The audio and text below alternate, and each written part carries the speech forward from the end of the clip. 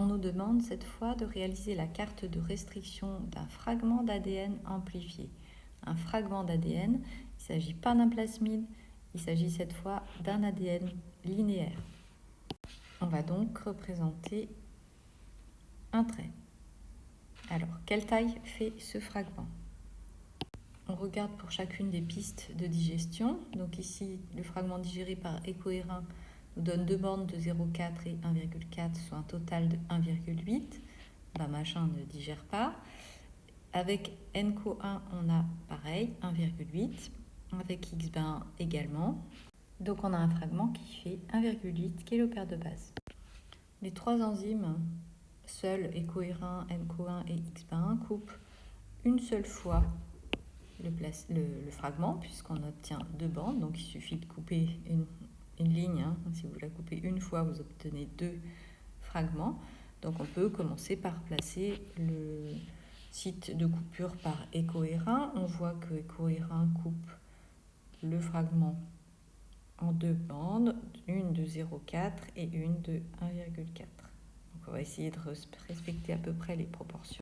Et on va placer par exemple Ecohérin de ce côté-là. Donc on obtient ici 0,4 et ici 1,4. Ensuite, on va regarder quand on a un mélange de Ecohérin et une autre enzyme, par exemple la suivante, donc NCO1.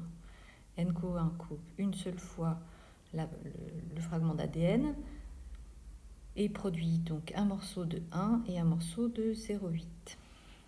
Et quand on observe le mélange Ecohérin plus NCO1, on obtient une bande de 1 et une bande à 0,4 qui correspond certainement à deux fragments de 0,4 pour arriver à 1,8.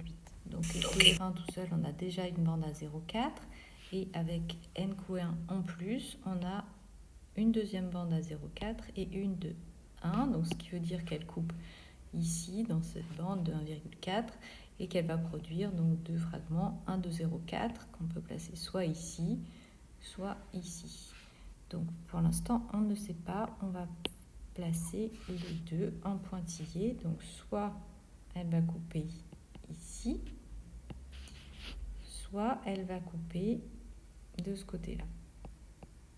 On aura donc soit de ce côté-là une bande à 0,4 et une bande à 1, soit de ce côté-là une bande à 0,4 et une bande à 1.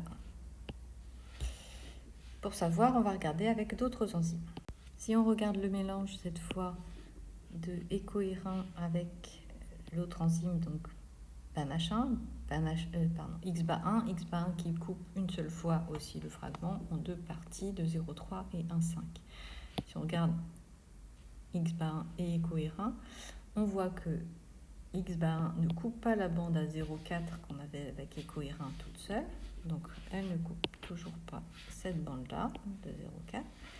Par contre, elle va couper la bande à 1,4. On obtient deux fragments de 0,3 et 1,1 qu'on peut donc placer. Donc soit elle va couper de la même façon, soit elle va couper ici, soit elle va couper ici. Pour donner du coup un fragment de 0,3 ici et un fragment de 1,1 ici. Soit, donc toujours la bande à 0,4, elle va couper de l'autre côté, donc pour avoir le fragment de 1,1 ici et le fragment de 0,3 ici.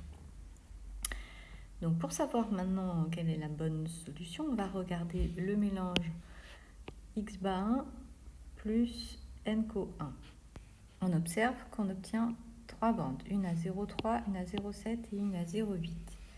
Donc, parmi les propositions qu'on avait choisies, ce qui va fonctionner, c'est donc que ici, on est 0,4 plus 0,4, coupure ici par NCO1, et puis ensuite, on aurait la bande qui reste, qui serait coupée, la bande de 1, qui serait coupée en 0,7 et 0,3. 0,8, 0,7, 0,3. Donc ce qui va nous donner au final si je remets au propre notre carte de restriction, on aura notre site éco-airain ici à 0,4, notre site pour NCO1 ici à 0,4 et notre site pour X bas 1 ici avec 0,3 ici et 0,7 ici.